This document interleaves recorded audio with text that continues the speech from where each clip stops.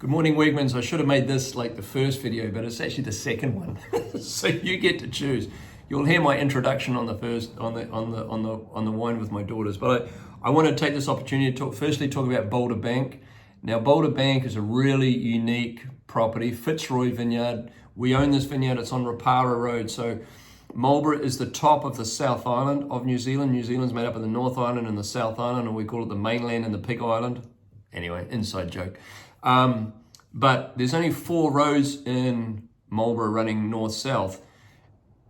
New Renwick, Middle Renwick, Old Renwick, and then Rapara. And this is on Rapara Road. So the very famous road heading east-west is Jackson's Road. You drive up Jackson's Road, you've got Cloudy Bay on your right, Alan Scott on your left. You hit the corner, you got Paratai, which is Matua's, the whale fin label that you might see.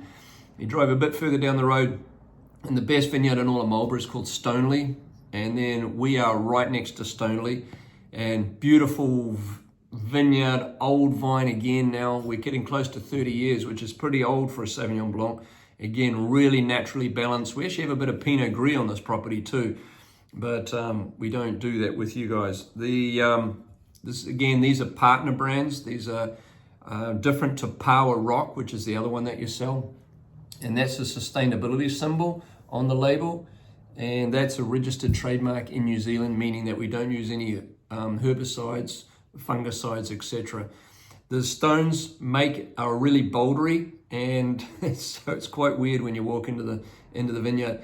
But at the top of the South Island, there's this thing called a Boulder Bank. It's a spit of rock that goes out into the ocean, and that's where the name comes from. And Fitzroy is the name of my uncle. The way the wine tastes, when you open it, if I open this now, the whole room would stink, and just incredible aromatics. But we try to we only sell this wine in the US, just like Power Rock. And what we do is we leave it on the juice lees for a little bit longer than normal. Most people press, rack, ferment after 2 days. What we do is we press, and then we leave it on the juice lees for 10 days. And that's how you get all this texture, because in the US palate, we eat Mediterranean food. We don't eat fish and chips like the British do. We want to have more texture in our wine.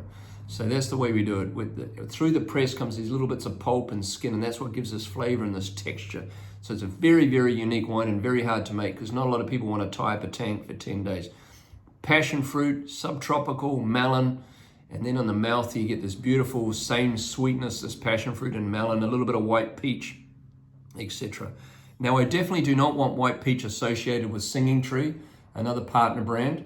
And this is a vineyard in the Russian River, right next door to, on the same fence line as Les Pierres Sonoma-Cutrer. And we know how expensive that wine is. On the other side, we've got Kistler, the winery itself, Durrell, and then a couple of small growers as well that surround the property. Old vineyard again, planted in 1978. So there's not much Chardonnay around that's this old. The unique thing is it's a Marsal or field selection. It's got no clones. Clones will give you that white peach, which I don't want associated with this. This is from the seed selection. It's an old field selection that was selected by taking cuttings from around a particular property back in the 60s, propagated, and that's what you see here. A lot of, again, you're going to get not pineapple, but you're getting right up into that high aromatic. For Chardonnay, it has about 60% concrete tank, 40% barrel. The reason we do that is I want to make it more in a Chablis style. For those that drink Chablis, you get that factor. You want to go back and have that second glass. It makes me, am I hungry or am I thirsty? But you get this beautiful sort of nectarine, melon, and just sweet fruit from this seed selection, this old vine. And the name Singing Tree comes from right outside our house at home. The trees sing because these birds drive me crazy after harvest, and they fly in these big flocks. And so that's where the name Singing Tree comes from, and the beautiful morning sun that we get in the winter. Awesome. Thanks again, Wegmans.